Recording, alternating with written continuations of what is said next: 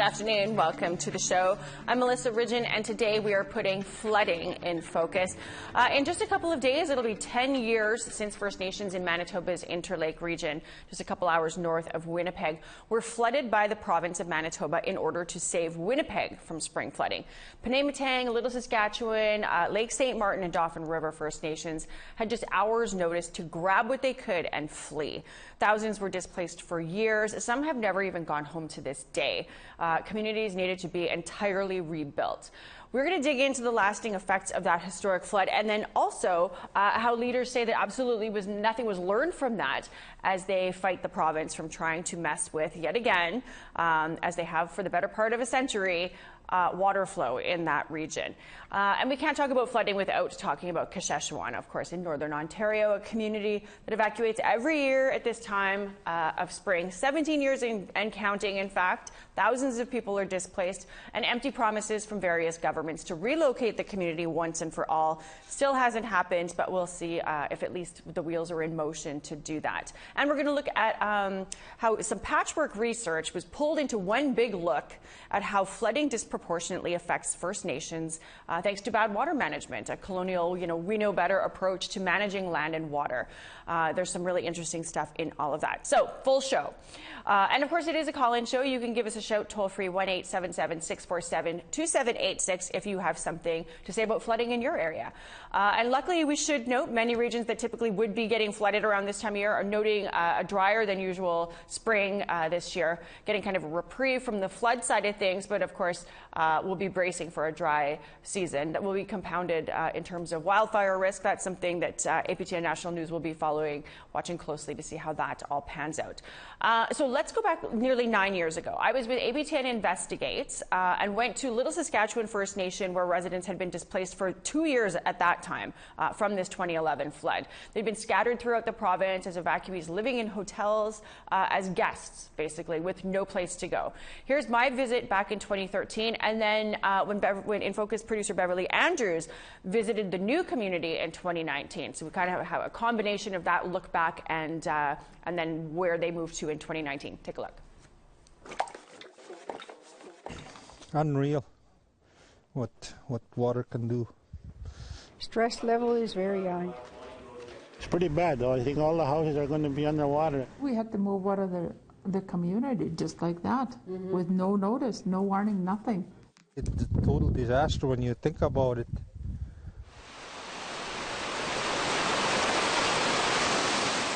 It was called the Flood of 3 Centuries. Dozens of Manitoba communities and thousands of properties across the province were on the brink of disaster in the spring 2011. As water levels continued to rise, Premier Greg Selinger had to make a decision: intentionally flood some to spare others, or let Mother Nature decide who bears the brunt. Based on a unanimous recommendation from our officials, we will create a controlled opening in the dike along the Hoop and Holler Bend. If we stood back and allowed nature to run its course, we would face an almost certain uncontrolled break of the dike. This is a constant threat. An uncontrolled break would be catastrophic and unpredictable. That controlled break unleashed a torrent from Portage La Prairie into Lake Manitoba, the Fairford River, Lake St. Martin, the Dauphin River, and finally into Lake Winnipeg, an area known as the Interlake. Among the people fleeing the water's path, 3,000 residents from Penematang, Lake St. Martin, Little Saskatchewan, and Dauphin River First Nations. Joining us now is Merle Ballard. She is a Lake St. Martin band member, grew up in the community and watched as the land and the water changed around her from the effects of farming and provincial government water diversion. It impacted her so much that she went to university to specialize in this. So as an adult with both traditional knowledge systems for land and water management and also a university education in natural resources and water management, she had a lot to say when that 2011 flood hit. And in its wake, she developed a project called Minuyawin, Manitoba Flood Healing Voices. It focused on elders' accounts of that impact, the impact of that human-made flooding that it had on them and their community. We're going to actually hear some of those voices, those testimonies today, too. Joining us now, Merle Ballard. Merle, thanks for joining us today. It's been, it seems stupid to say it's an anniversary because an anniversary sort of implies that there's some happy element to it, but it's been 10 years ago, just in a couple days, that flood hit. I want you to, take us back long before the idea of flooding was a thing. Being a child at Lake St. Martin, the role that the land and the water played in your life growing up. Yes, thank you for having me. When the flood happened in May 8th, 2011, we happened to be there at the time. I was out in the community doing research with the team, and when we went to the local health center, and there was a bus there at the time waiting to evacuate the members of the community. And the community members were standing around with just an overnight bag. And it was a cloudy day. And I remember that day very well because I thought that the community would only be gone for a few days, like the government said. And that they were waiting around for the bus with just an overnight bag. And that memories, was still very much etched in my mind. But growing out throughout the years, I remember seeing my community, the way water changed the community, because we grew up in a community that was very sustainable. We had our own livelihoods. The people looked after themselves, and they had farms, they had cattle, they were fishing every year. They were sustaining themselves. They made their own living. And throughout the years, when the first water control structure was built in 1960, 1961, from that point on, the yearly flooding changed the way the people lived. It destroyed a way of life. From being able to look after themselves, self-sustainable, and looking after themselves on the various livelihoods. They changed their way, and they started to depend on the government for assistance. Sorry, carry on. Yeah. And this has a deep impact to the community because they lost their traditional way of life. They lost their ability to look after themselves. They used to hunt, they used to trap, they used to fish, they used to pick berries, and they used to use the water a lot. There's a lot of cultural and spiritual uses of the water. And now with the flooding that happened, they can't do these activities anymore. What was the purpose of not everybody, we're from, this region, so we have a little bit more knowledge of the situation, of course, than our broader national audience, people watching from across the rest of Canada. Explain what changed the water there? Like, what was the province doing? What was the point? Was it hydro dams? Was it for farming, irrigation, or something? What was happening at the time that first started to change the flow of the water through the area? The first time when the water control structure was built at the Fairford Dam, when this was constructed to save the Lake Manitoba farms, agriculture areas, the recreational users, so that the water doesn't flood communities around where there were farms. So they built that Fairford Dam to divert the water from Lake Manitoba to go into Lake St. Martin. And in 1971, they built the portage diversion to save the city of Winnipeg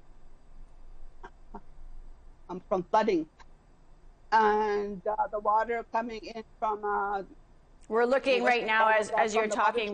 We're seeing some of the pictures here of what happened when they did that to save Winnipeg. Cutting that hoop and holler to flood the Interlake region to spare Winnipeg. We're seeing some of the effect of that. And this isn't even the worst. What we're seeing right now. I mean, some of the houses were up mid points of the walls, like the main floor of houses had been underwater.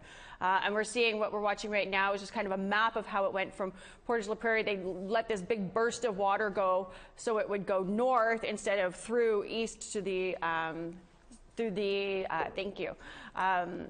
to Winnipeg, and would have flooded Winnipeg. So, sorry, I just wanted to explain that to our viewers who are watching that, Merle. So, carry on. Yeah.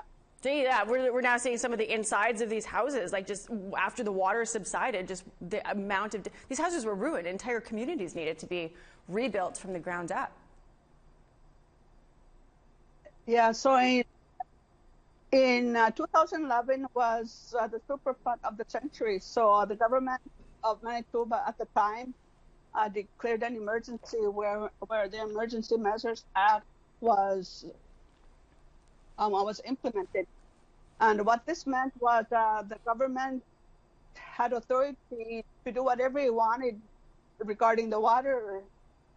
So the government of the day forced displaced Lakes and Martin, and Lakes and Martin was a community that was 100% forced displaced. Mm-hmm.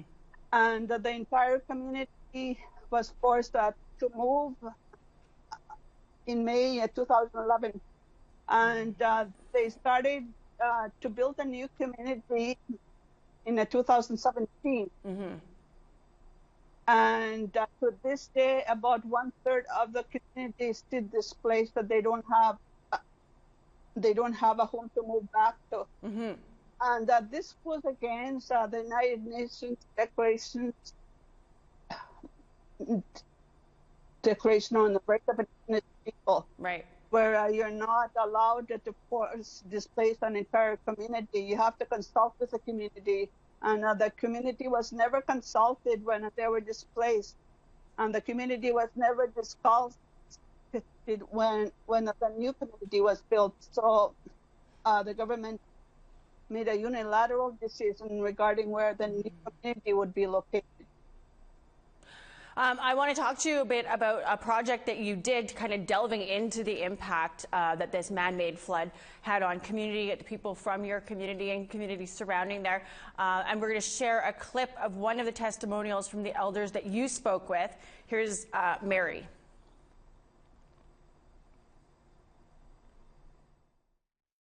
How do we rebuild, our medicines, our fish, our waters, our habitats, for fish getting destroyed? What's the future for our kids, grandkids, great-grandkids for me? And I want to speak up against this stuff. That's where it's at. The homes, relationships. We're so divided in our little reserve, divided. That's hard to watch. I'm sure it was hard for you to go out and gather those stories too. Was there a common thread that you were hearing when you were talking to elders about the devastation that this caused? Yes, there was a common thread. A lot of the elders that I talked to cried. When the elders start crying when they talk about the land, that means that something is wrong with the land. And that resonated with the elders that I talked to. All of them cried when they started when they talked about the land being displaced, and talking about the loneliness that they faced when they wanted to go home, but they couldn't go home. And they were, it's one thing to be away from home and you've lost all of your worldly possessions, everything's gone, you're away from home. But they were forced to stay for a prolonged period of time, some of them years, in hotels. Isn't that right? Yeah. Can you talk a little bit about, not everybody made it through that? Yeah. A lot of members from the communities, Lakes and Martin, Dolphin River, and Lisa Himwood Bank. A lot of the community members died when they were displaced.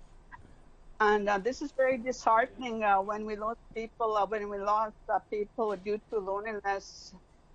being evacuated from their land and they're not being able to go back. There's a lot of people from Lake St. Martin that died when they got buried. They got buried in watery graves. Yeah. The people tell stories when people were buried that when they dug holes in the ground, that the water just came up before the coffins were put in the ground. And the people talk about this, that to see this regarding their loved ones being buried in watery graves, and does something to them. That it's not right. No one, if they're not First Nation and the rest of Canada to do this, no one would allow this. But that's what they did with the First Nations that died during the time. Yeah. I know I was, right after the flood, when the waters had subsided, I was in three of the communities not long after that, and just seeing, the cemeteries, people who had been buried there for decades upon decades, those cemeteries just, they were spitting out graves. Like, it was tough. I can't imagine if that was, one of my loved ones. And like you said, this isn't the reality that non-Indigenous people will face in this country. It doesn't happen, right? I want to just go and hear from another elder, and then I'll come back and let you say, your response to that. I want to hear from another elder from your project. This is Derek. We had many farms in our communities. They used to grow big massive gardens of potatoes and you name it, all the vegetables within our communities. There was medicines that have been lost due to the flood as well, that some of our people get from the land, and they're not there no more. Where we used to have pristine alfalfa growing, it's now all bulrushes, and it's pretty hard to make a living now with in regards to agriculture. I try and pass that on to my children to live off the land. I'm also a commercial fisherman as well, and the destruction of the high waters have changed the currents so much that the migration of fish have changed. We have to go out further onto the lake, and the lake freezes a lot later now because of the high currents. The ice cannot freeze. Merle, land and water systems are in your blood. Like you talked about that being just such ingrained in you from being a little one. And then you go and you have your PhD in this too, right? Like it's stitched into the fabric of who you are. So, and this hits close to home. This is your home where this happened too. Lake St. Martin's one of the communities affected. So I have to ask you, I think nobody more than you would have an answer to have a better answer to this. What is to be learned from this, from a water management perspective? What can we learn, and what can we do better? One thing we learned, the lesson learned. There's another outlet channel that's being proposed that's going to be going from Lake Manitoba into Lake St. Martin into Lake Winnipeg. And the government of Manitoba, the province of Manitoba, is currently proposing this outlet channel. It's in the final stages. And I would like to encourage the people to speak out against this outlet channel, because if it goes through, it will do so much damage to the waters, to the lands, to the livelihoods of the people. Water is life. And people, we need to realize that we need to voice our concerns about this outlet channel that's being proposed. We have to put a stop to it. And that's our guests in our next segment are here to talk about exactly that. There's a court fight going on. So far, the First Nations are winning that to delay exactly that project that you were talking about. Merle, thank you so much for joining us. And you know, like I said, on this kind of seems stupid to call it an anniversary, but 10 years later.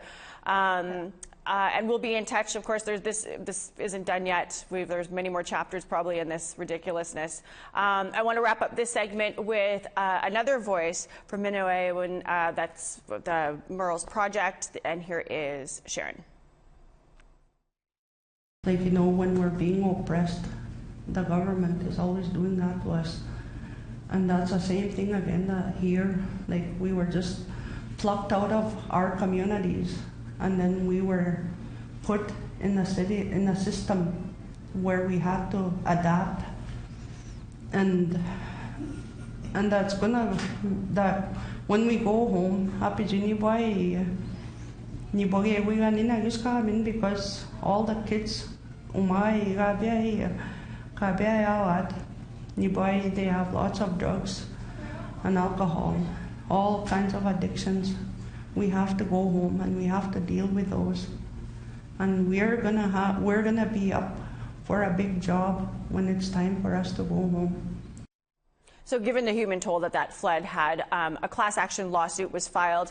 8 years, of course, fighting through court after the flood checks finally started flowing from a $90 million settlement for those that were affected in Penamatang, Little Saskatchewan, Lake St. Martin, and Dauphin River First Nations.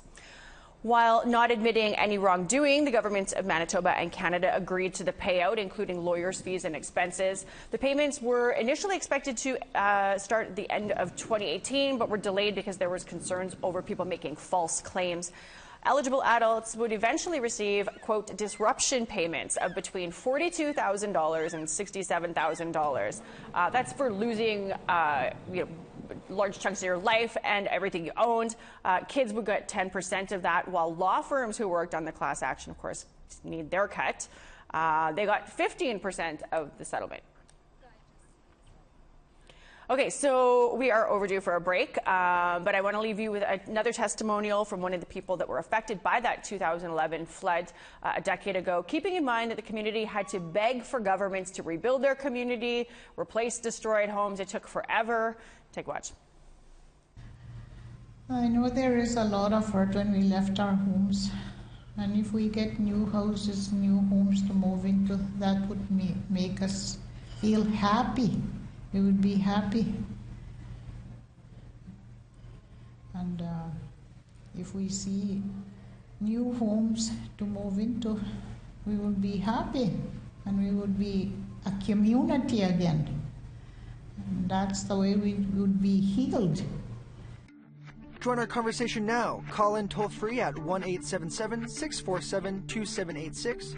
Like us on Facebook on our APTN News page. Follow or tweet us at APTN InFocus. And send your thoughts to infocus@aptn.ca.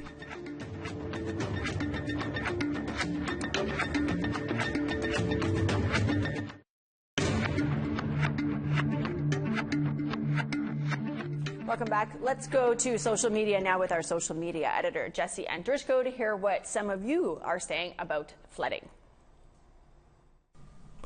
Thanks, Melissa. Online, our viewers share their thoughts on the 2011 Manitoba flood and the ongoing fight from evacuees to have their First Nations rebuilt. Let's take a look at some of the comments. First from Jessica. My heart goes out to all the families. How awful. Never being able to go home. I couldn't imagine. Frederick said, the government is still trying to decimate First Nations. Ronnie commented, the capitalist government protecting the capitalist property in the big city.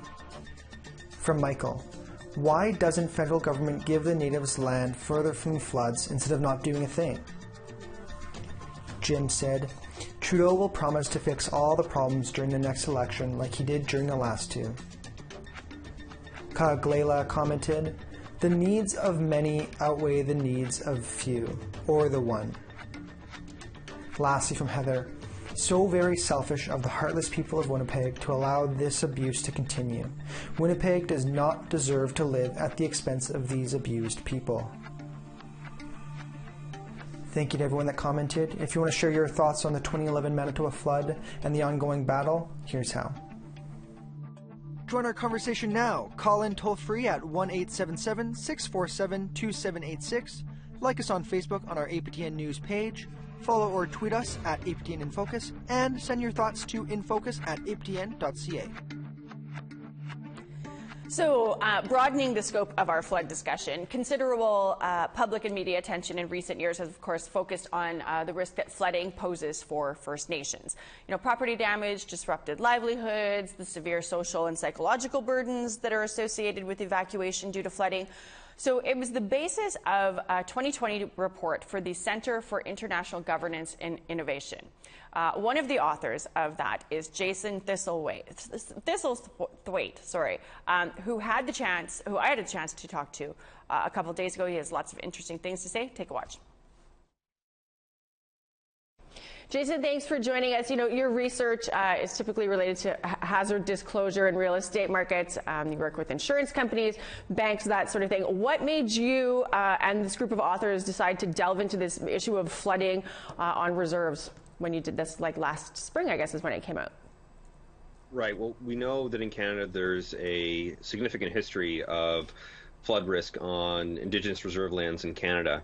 And we hadn't found much information to date that actually tried to map and measure just what this exposure is relative to the rest of Canada. Given the exposure of Indigenous communities to this important hazard and the fact that it's going to be increasing in the future as a consequence of climate change, we felt it was important to try and address the gap. You know, and this project had pulled together sort of a big patchwork of research that had been done on First Nations flooding. What is the picture that we see when you pulled all of that research together? Yeah, it was some detective work to try and pull together some different data sets and sort of the existing research. But once we pulled it together and figured out some trends, we confirmed that Indigenous communities are disproportionately exposed to flooding in Canada, with almost 22% of residential properties in these communities at risk of the 1 in 100-year flood. So this is higher than other communities in Canada, revealing some of the impacts of colonization and settler-based flood risk management policy. So, you know, we do have a bit of a crisis here on some of these communities when it comes to their exposure to flood risk.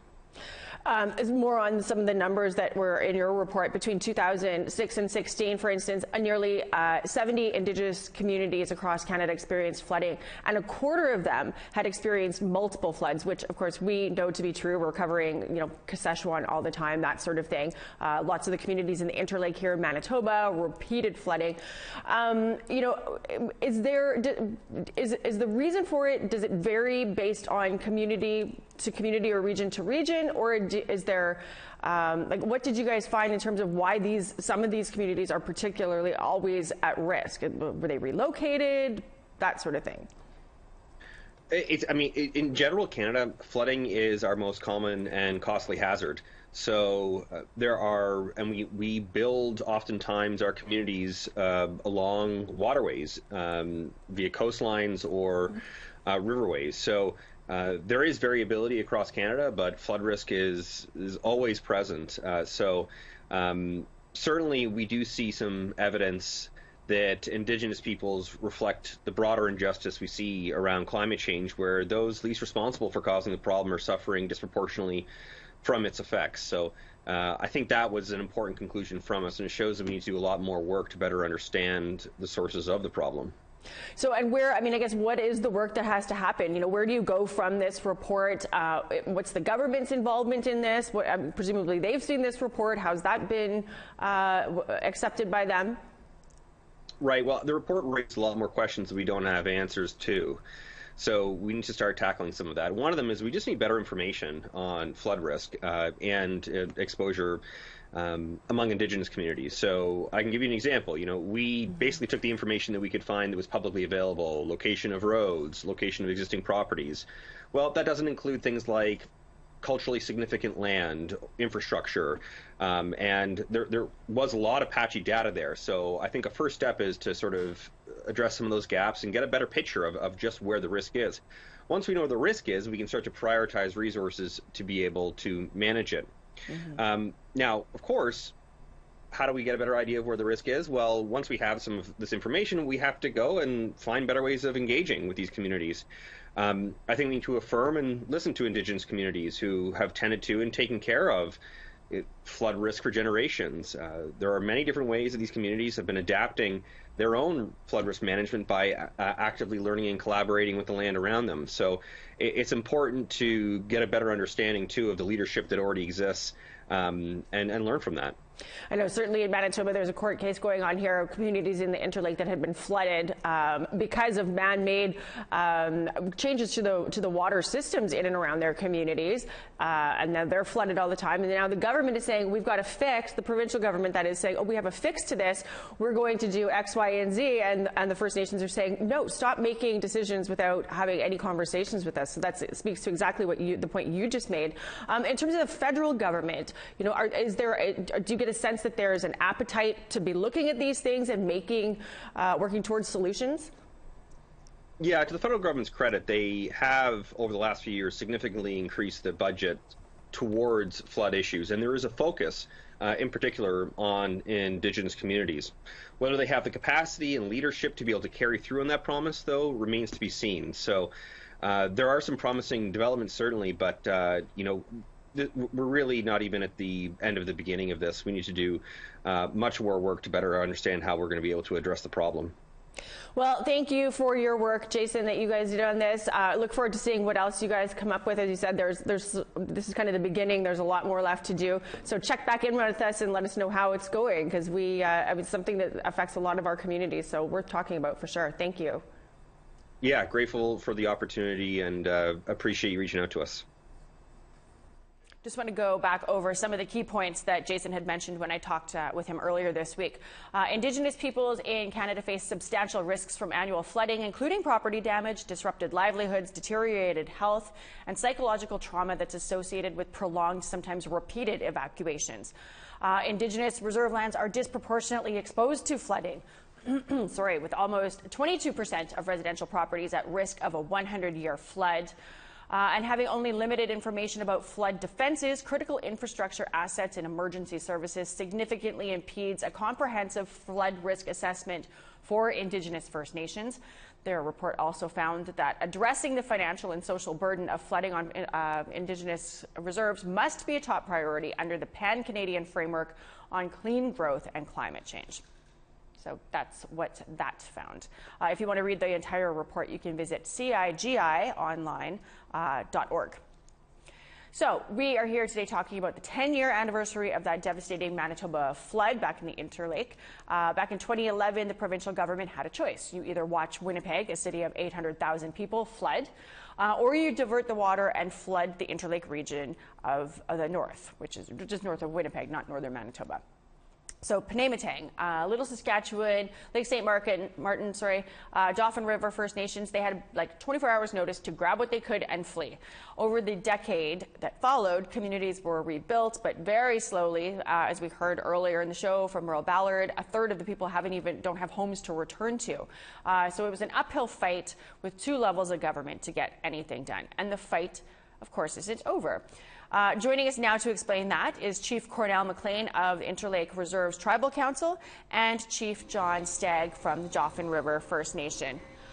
I thank you, gentlemen, both for joining us. I was saying to Merle Ballard earlier, it's hard to call this a 10-year anniversary. It implies that there's something good, some sort of happy element to it, and there's really not. You guys are still embattled in a fight that's gone to court over man-made. The province wants to kind of jig the flood channels through there. So can you give us a little rundown?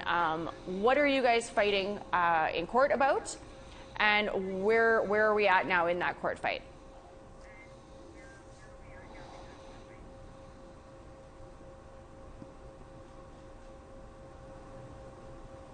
Can you hear me? Chief Stagg, can you hear me? I can hear you. So yeah, it's Chief McLean. Okay, well that's Chief McLean. Maybe you can give us a little update. Where are things at? What are you guys in court fighting against? Well, I can tell you, just for your information, I'm the chief of the Lake Manitoba First Nation. My community was the first community flooded out of the gate. And you're right, we weren't given much notice, but I can also tell you that there's been no consultation on the province of Manitoba's part in regards to the 2 outlet channels that are being proposed. We've been given some sort of phone calls, emails, but that's not consultation. Meaningful consultation has to be face-to-face. And the only time the government has ever stepped foot in my office was they were making a round trip around Lake Manitoba, communicating with all the First Nations, just saying, oh, here, what's your wish list? So, rather than have any kind of conversation like that, we just told them, the Premier, he never shows up at anybody's door, but he showed up at our door. We just said, this is a meet and greet, this is not consultation, because I think if he wants to be meaningful, he's not going to give us 10 minutes notice saying that he's down the road, he's going to pop in for a visit. So, consultation is one of the most important things to us as First Nations people. The treaties were signed in 1871, and there's rules put in place, so we expect them to abide by them as we abide by them. I'll broaden this a little bit for people who aren't from Winnipeg or Manitoba who maybe don't know. What, if either of you, and I'll leave it up to you to decide who wants to explain this, what caused the flooding is what the province is saying that they want to fix to make sure that it's never going to flood in that region again. What's wrong with the plan as they've put it forward? Well, I can tell you that, their proposed plan from Lake Manitoba to Lake St. Martin is not a very good idea. As in Lake St. Martin, there's a tip of the lake there that they call the Narrows. So, the flow through is not going to work. It hasn't worked in a while, and even, up downstream, where Chief John Stagg is from, where the water originates from Lake Winnipeg, that's not even a fix either, because his community is hit hardest right out of the gate. As soon as the emergency channel is operated, he's got the water. As soon as there's a little ice jam, he's got the water. So, it doesn't take much. I think what needs to happen is that they need to find a better alternative, and what their engineers are. They have their engineers engineering their own work. So, there's things that need to be put in place for each community upstream, from downstream, right upstream, coming from Lake Manitoba. So their proposed cut coming across to Watchorn Bay there, and going to Lake St. Martin, where they're implementing 3 control structures.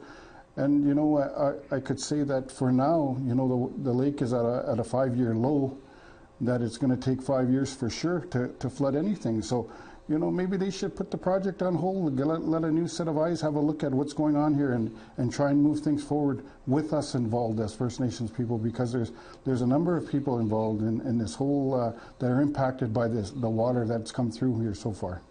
Well, and a court has sided with you so far, so this does look like it's at a little bit of a standstill. I'm going to get back to you with kind of where things are going to go from there. Chief Stagg, I want to ask you, so it's been 10 years. How is your community doing now? Is everybody's home? Everybody has housing? Give us just kind of a rundown. How are things there? No, I guess for Dauphin River Lake, I still have couch surfers here in Winnipeg, and with this new channel, it's going to affect our livelihood for fishing, like commercial fishing. And then when they first built this channel, well, they gave us couple days to grab what we could. They told us it will take 10 days to get to Dauphin River. And then when they opened the channel on the other end there, it took less than 24 hours for that water to get to us. The people that stayed back said they sounded pretty scary when it was coming through that little creek, which they made a river. And with this 5-year low, like we see it already, and just like my colleague Cornell says, maybe we need new eyes, like to come take a look at this channel, because right now everything is getting pretty shallow, like back home. Yeah.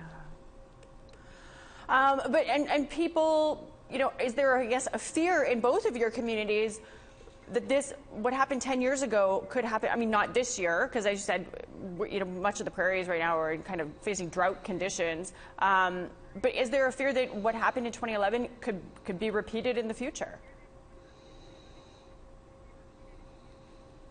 I think so. I think, with climate change and everything, like, for Lake Manitoba, I can only speak for, I'm surrounded by ring dikes from one end right to the other. So, there's definitely an encroachment there on my people. We're currently working on a flow structure for the water that we've put culverts and gates on them. So traps, I guess is what they call them, so that when water comes in, it can go out. But that's not the solution though, right?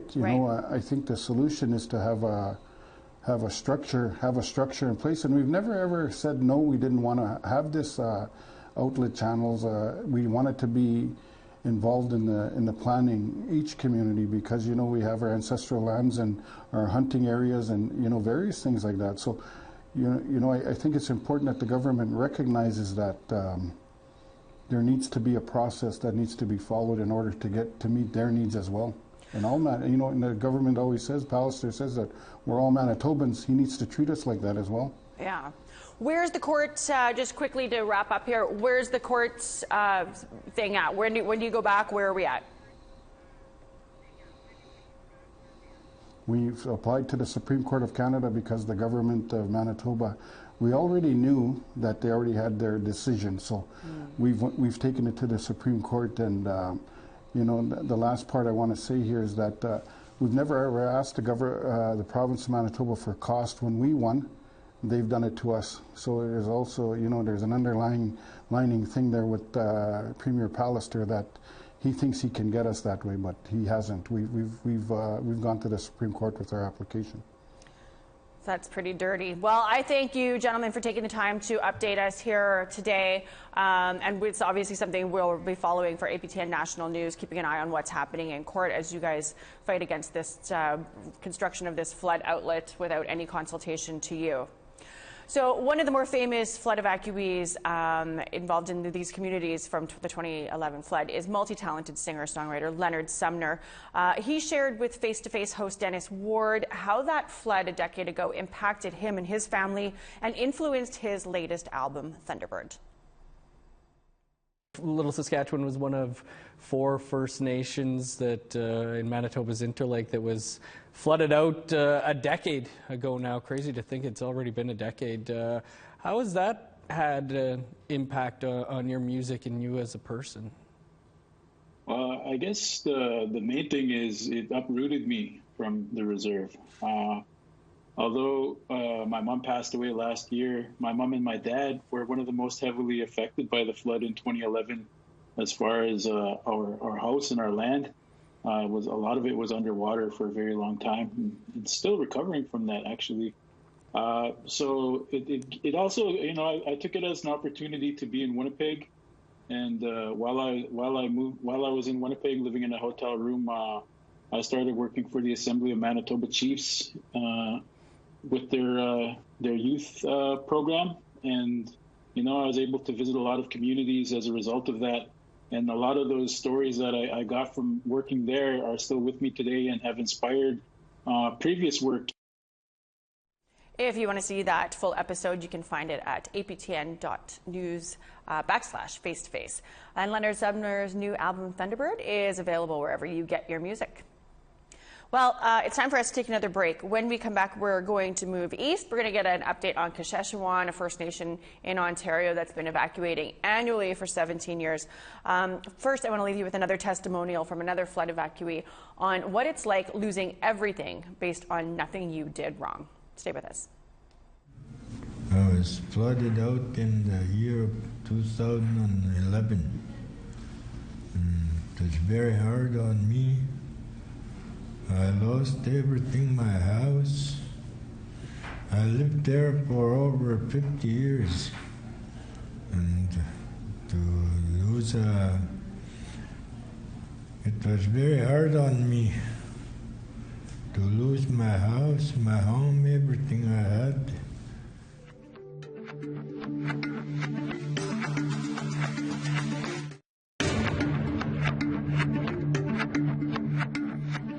Welcome back. Kashechewan leadership was supposed to join us today as we check in on the community during what's always a tough time for them. They've been evacuating for 17 plus years. Hundreds of kilometers away to towns. It obviously takes a horrible toll on the community, and they've been trying to have the First Nation relocated for nearly a decade. There always seems to be an excuse as to why that doesn't happen. So joining me now to discuss is APTN National News Ontario correspondent Jamie Pashagumskum. Hello, Jamie. So what do we know about the flood situation in Kashechewan this year? Well, I spoke with Chief Friday today. I'm sorry, I'm getting an echo. I spoke with the chief today, and the flood situation is not that bad this year because it depends on the breakup.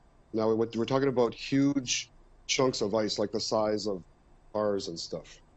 You know, so when the breakup comes and if, say, for example, a cold day hits like -40, then those pieces of ice can really jam up the river. But this year, the breakup in spring came early, so there was warm weather. Chief said the ice has just been flowing pretty smooth since the beginning of April. We're watching some of that here, courtesy of Carrie Ann, who's up in Kashechewan. She posted some of the spring thaw viz. So there's no evacuations then this year. Is that correct? They were able to stay. Everybody's in the community, staying in their homes. Yeah, that's right. Only 3 people were actually evacuated this year, but that was for reasons for medical or mobility or because they're elder. But what did happen again this year is called the On the Land Initiative. Okay. And this was started last year by the federal government. Indigenous Services provided equipment for people to go in the bush. This was in response to COVID, so that these people wouldn't have to get relocated temporarily for the flood season to urban areas like in Timmins or Cochrane. So this year, they provided canvas tents, stoves, fuel, to allow people to go to the bush, because right now it's the annual goose hunt. So people are in the bush right now in their camps harvesting geese. Well, that's maybe where the leadership went, because they were going to come on today, and then we thought, well, maybe something's going on with the with the evacuation. But you know what? It wouldn't be the first time we lost guests to hunting as well. Yeah, that's right. That's probably right. In fact, the chief said he just got back out from his camp today. And actually, because of the warm spring and early spring, the goose migration came early this year. So the hunt wasn't actually that great, and the chief said that he didn't even get any geese. Oh. So 17 years, this community has been saying, you know, we want to be moved. We want to move to this Site 5 location, as it's known locally. It's about 30 kilometers away from the current site, as I understand it. Not very many people might be familiar with the background on it, that there had been plans to move, and then it was decided they were going to spike it, and then there's now a new deal that had been signed, but we haven't seen any movement. What can you tell us about that? Are they going to be relocated at some point? Is there a timeline for this? I reached out to Indigenous Services today. Unfortunately, they haven't gotten back to me yet. But like you said, it's delay after delay after delay for these people. There was a deal signed in 2005. A year later, that was scrapped by the Conservatives under Stephen Harper. Right.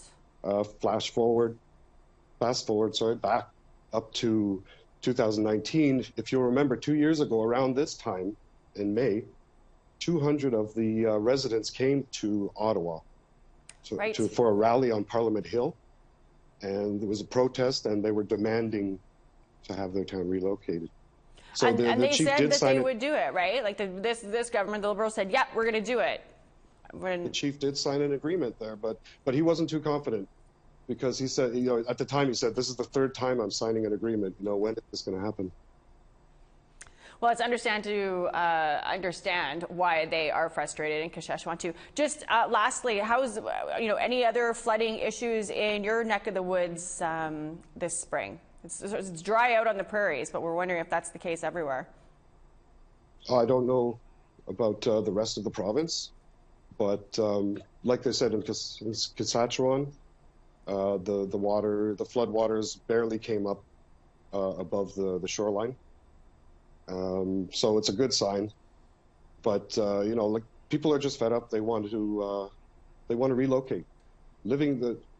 In 2019, I was there at the protest, and I spoke to these people, and they said living in Kashechewan is like living in a bowl. They said it's surrounded by what's called what is it called? It's a dike encircling the whole community. So literally, it's like they're living in a bowl. You have to drive up one side of the dike and then down the other side to get into town. So, and it's not. They don't feel safe. Well, Jamie, thank you for taking the time to fill us in on that today. We're all out of time. We are ready to say goodbye to you all this afternoon, and we thank you so much for joining in. One more item to note, flooding and water mismanagement. South Indian Lake, northern Manitoba, has already felt the effects of hydro development. They've got a petition out there demanding province stop messing with things that they've already messed with to make the water situation awful along the Churchill River. You can find that at change.org. I'm Melissa Ridgen. Thanks for joining us. We are all out of time. Have a great afternoon.